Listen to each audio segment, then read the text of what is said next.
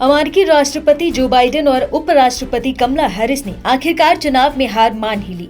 Donald Trump को phone करके 2024 का राष्ट्रपति चुनाव जीतने के लिए उन्होंने बधाई भी दे दी। एएफपी के अनुसार जो बाइडेन ने ट्रंप को फोन किया और जीत की बधाई दी। अमेरिका में फिर से ट्रंप सरकार आ रही है। रिपब्लिकन पार्टी के डोनाल्ड ट्रंप ने अमेरिका के 47वें राष्ट्रपति का चुनाव जीत लिया है। मंगलवार यानी 5 नवंबर को हुए चुनाव में ट्रंप की पार्टी ने 538 सीटों में से 280 सीटें जीत ली हैं। ये बहुमत 270 सीटों के आंकड़ों से काफी ज्यादा है। वहीं कमला हैरिस की पार्टी ने 224 सीटों पर जीत दर्ज की है। कमला हैरिस के 2024 के राष्ट्रपति अभियान को डोनाल्ड ट्रंप के खिलाफ करारी हार का सामना करना पड़ा। ऐतिहासिक अभियान चलाने के बावजूद वो डोनाल्ड ट्रंप से हारने वाली दूसरी महिला उम्मीदवार बन गई हैं। आज इस वीडियो में हम बात करेंगे कि आखिर जो बाइडेन की वो 5 गलतियां कौन सी थी जिससे कमला हैरिस को हार का सामना करना पड़ा और अमेरिका में फिर से ट्रंप कार्ड चल गया। पहली गलती, देर से मिली कमान। हैरिस वर्तमान अमेरिकी राष्ट्रपति जो बाइडेन के पद छोड़ने के बाद चुनाव में उतरी और राष्ट्रपति चुनाव अभियान शुरू होने के बाद डेमोक्रेटिक पार्टी के तहत चुनाव लड़ने के लिए उनका समर्थन किया।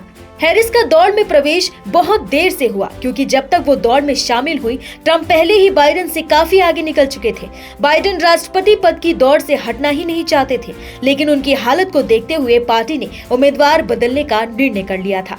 दूसरी गलती, अफगान से वापसी ने किया शर्मसार। जो बाइडेन के कुछ ऐसे फैसले भी रहे हैं जो डेमोक्रेटिक पार्टी की हार की वजह रहे। इनमें सबसे पहला अफगानिस्तान से अमेरिका सेना की वापसी थी, जिसने अमेरिका की विश्वसनीयता को कमजोर किया। काबुल से भागने की कोशिश कर रहे हताश अफगानों के दृश्य अमेरिका की कमजोरी और सैन्य शक्ति के पीछे सतत बल की कमी को दुनिया के सामने रख दिया। यह अमेरिकी इतिहास का सबसे लंबा युद्ध था, जिसकी अनुमानित लागत $2 ट्रिलियन से अधिक रही और कुल मिलाकर लगभग 200,000 मौतें हुई।